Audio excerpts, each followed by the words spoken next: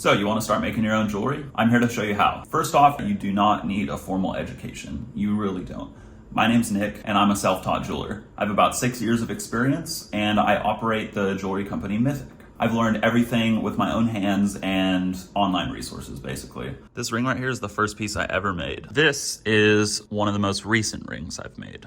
So obviously a huge jump. Like I said, I'm completely self-taught, so if you put in the time and work, this is something you'll be able to do too. Also keep in mind, this is more of an introductory video, so you can grasp the concept and basically have a direction of where to go, less so an in-depth guide. But I do plan to make more detailed videos about each of the things that I'm about to get into. But in the meantime, I can point you guys to resources that I personally use to learn. So with that, let's get into it.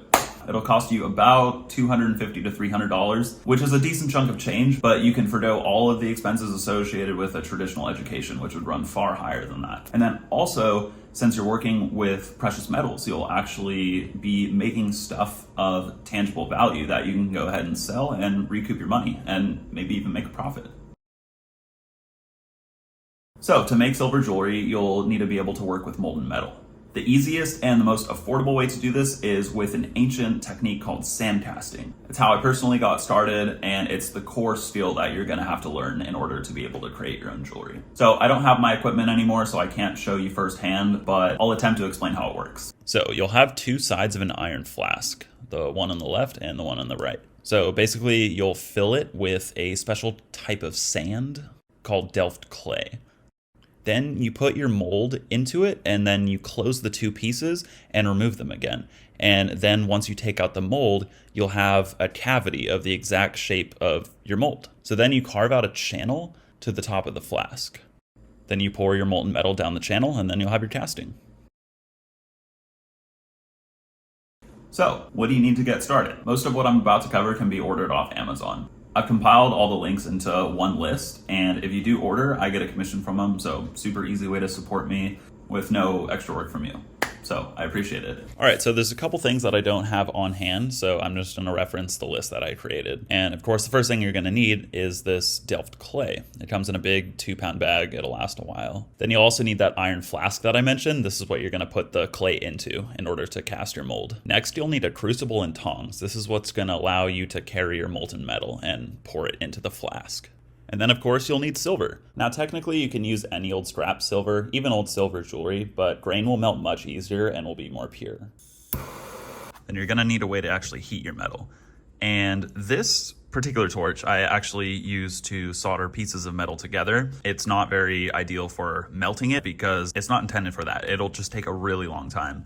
Even if I used both of these torches at once, like both angled on the bowl, it would still take way too long. And so I linked instead a torch that you might have seen at a hardware store before. And instead of using butane or propane, if you use MAP gas, I think it's like essentially a modified propane, it just burns hotter and will make quick work of melting the metal. Otherwise, you're just gonna be sitting there for a long time with an open flame trying to melt your silver. It's just not the way to go. You're gonna need a jeweler's saw, which is a special type of saw that has a really tiny saw blade. I don't even think you'll be able to see the teeth on there. Super small, but after you cast your piece, there with the sprue will still be there, so this is how you're gonna saw that off. And again, this is a more expensive fancy saw that I've upgraded to over the years, but the concept again is the same. The next thing you're gonna need is a rotary tool. This is like the backbone of all the tools I use because it's so versatile. This is a pretty expensive fancy one that I've upgraded to over the years, but the concept is the same regardless of what they are. So you can put an attachment up at the top here and it spins. So this is gonna be way more efficient than actually, filing by hand. So in the rotary tool, I've also listed these radial discs, and it took me years to discover these, but let me tell you that they completely changed my life. Like, I'm not even exaggerating. They're so insanely useful. And what's nice about them is they are sort of like not stiff. And so whatever shape you're working on, it sands it down and conforms to the shape. And then there's different grits. So the ones that I linked are a little bit different. So the color scheme will be different, but basically this one is rougher than the white one is. And so after you sand off your sprue and do the rough sanding, then you start with a lower grit radial disc, and then you just work your way up, and then you'll reach a shiny surface in no time. But before you start using the radial discs, you want to use a more heavy-duty sanding drum like this. This will just eat away the extra material a lot quicker, essentially just saving you a lot of time. Cool, and then to get a really shiny surface, you're gonna need a polishing buff. This is what they look like with no compound on them, so they're like a sort of cottony material. And then you'll also need the polishing compound. So basically how this works is you'll take your buff and then get some compound on it, and then it'll start looking like this. And basically what this is grease mixed with fine abrasive particles. So as you rub it against the metal, it'll have a really, really fine abrasive effect, and this is how you get that mirror-like finish. These are the safety glasses I recommend. They're made by 3M, and what I like about them is they're just well made, they're comfortable, and they have these rubber sort of guards that go around the eyes so nothing can fly up like in between the glasses and hit your eyes.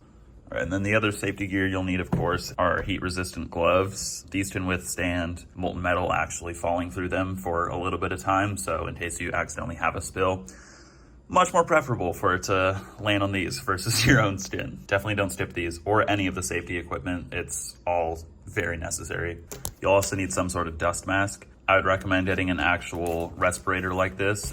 These pink things are attachments that you can plug into the mask itself. This will really ensure that you're not breathing in any dust. And this is especially important when working with metal because metal dust is probably the worst type of dust for you because they're tiny metal particles which are sharp and they really irritate and damage your lungs. Definitely wear a mask, preferably an actual respirator like this. This wasn't too expensive. It's certainly worth the investment in your health. Cool, yeah. So I think that's everything. Oh, there is one more thing I forgot to mention. There's a chemical called borax, and you can get it at, pretty sure you can get it at grocery stores. Definitely can get it on Amazon. It's not that expensive. In fact, it's pretty cheap.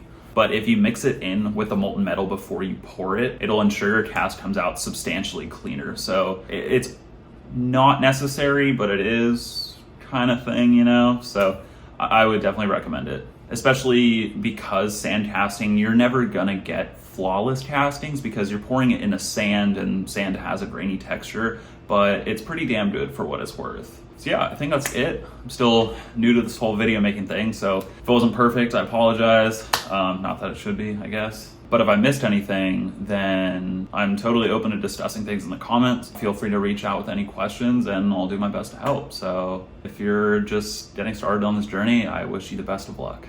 It's totally worth it. Thanks for watching.